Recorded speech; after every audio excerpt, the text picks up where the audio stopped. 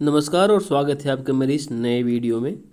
तो इस वीडियो में हम बात करेंगे नेशनल सिक्योरिटी एक्ट के बारे में, जो कि अभी हमारे इंडिया में एक ट्रेंडिंग टॉपिक बना हुआ है।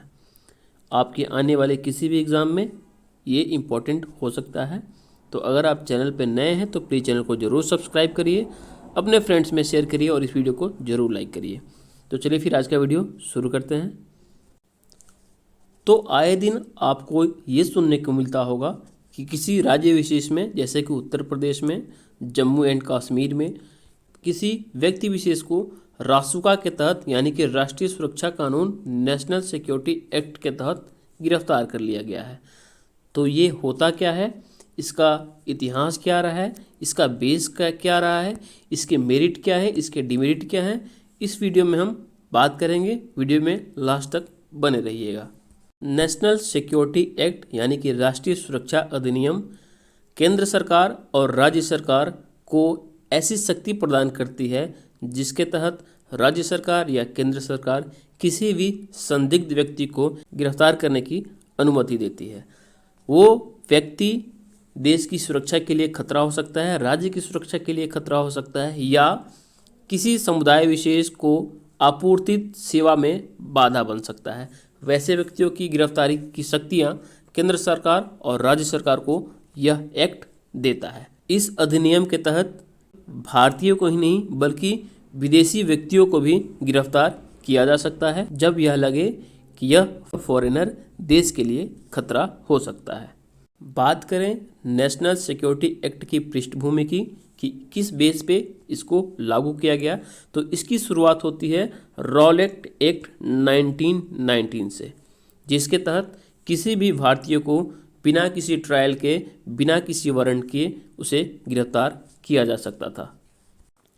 इसी के बेस पे 1950 में 1950 में पंडित जवाहरलाल नेहरू द्वारा प्रिवेंटिव डिटेंशन एक्ट लाया गया, ठीक है। और फिर आगे चल के 1980 में इंदिरा गांधी द्वारा राष्ट्रीय सुरक्षा कानून को संसद में पेश किया गया और इसे पारित कर दिया गया। यानी कि नेशनल सिक्योरिटी एक्ट के तहत बिना किसी ट्रायल के, बिना किसी वारंट के, बिना किसी उस व्यक्ति के परामर्श के उसे गिरफ्तार किया जा सकता है और उसे मैक्सिमम 3 महीने तक गिरफ्तार किया जा सकता है और इस 3 महीने को 12 महीने तक बढ़ाया जा सकता है।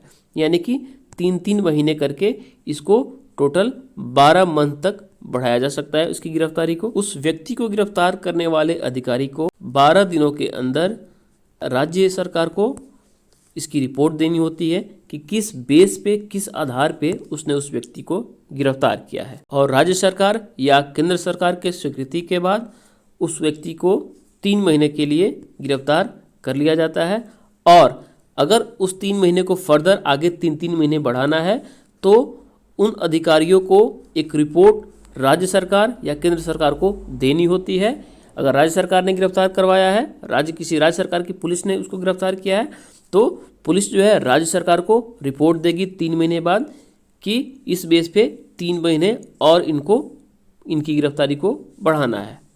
ऐसे करके 12 महीने तक, मैक्सिमम 12 मंथ तक उस व्यक्ति को गिरफ्तार करके रखा जा सकता है। अगर अधिकारियों द्वारा दिए गए रिपोर्ट को राज्य सरकार स्वीकार कर लेती है, एक्सेप्ट कर लेती है, तो फिर राज्य सरकार को केंद्र सरकार को रिपोर्ट भेजना होता है कि किस बेस पे, उसमें ये जिक्र होना चाहिए उस रिपोर्ट में कि किस बेस पे राज्य सरकार ने 3 महीने उसे गिरफ्तार करने का आदेश दिया है और इस पे राज्य सरकार का क्या विचार है। क्या तो कि राज्य सरकार को 7 दिनों के अंदर केंद्र सरकार को ये रिपोर्ट भेजनी होती है।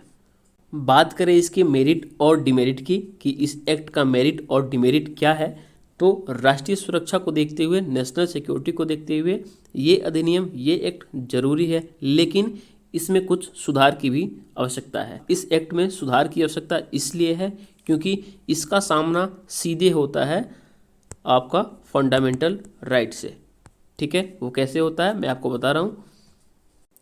जब भी किसी व्यक्ति को गिरफ्तार किया जाता है तो उस टाइम वारंट के साथ पुलिस जाकर के उसको गिरफ्तार करती है, जिसमें ये लिखा होता है कि गिरफ्तार करने का रीज़न क्या है। ठीक है।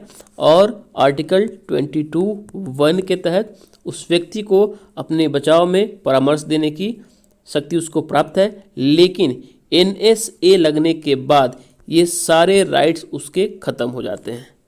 ठीक है। तो फंडामेंटल राइट्स से सामना इसका हो रहा है, नेशनल सिक्योरिटी एक्ट का।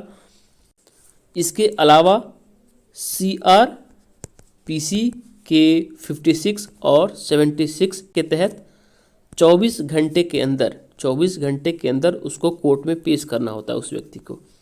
ठीक है। लेकिन NSA लगने के बाद ये राइट्स भी उसके पास नहीं होता है।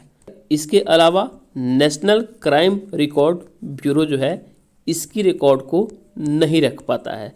इसलिए नहीं रख पाता है क्योंकि NSA जो है वो इसमें FIR नहीं होता है। NSA में जो है FIR नहीं होता है और नेशनल क्राइम रिकॉर्ड ब्यूरो जो है FIR का ही रिकॉर्ड अपने पास रखता है। तो देखा जाए तो इन तीनों पॉइंट्स पे जो है इसका सामना फंडामेंटल राइट से हो रहा है, CRPC के धाराओं से हो रहा है और नेशनल क्राइम रिकॉर्ड ब्यूरो से भी हो रहा है। इसलिए इस एक्ट में अभी बहुत सुधार की ज़रूरत है।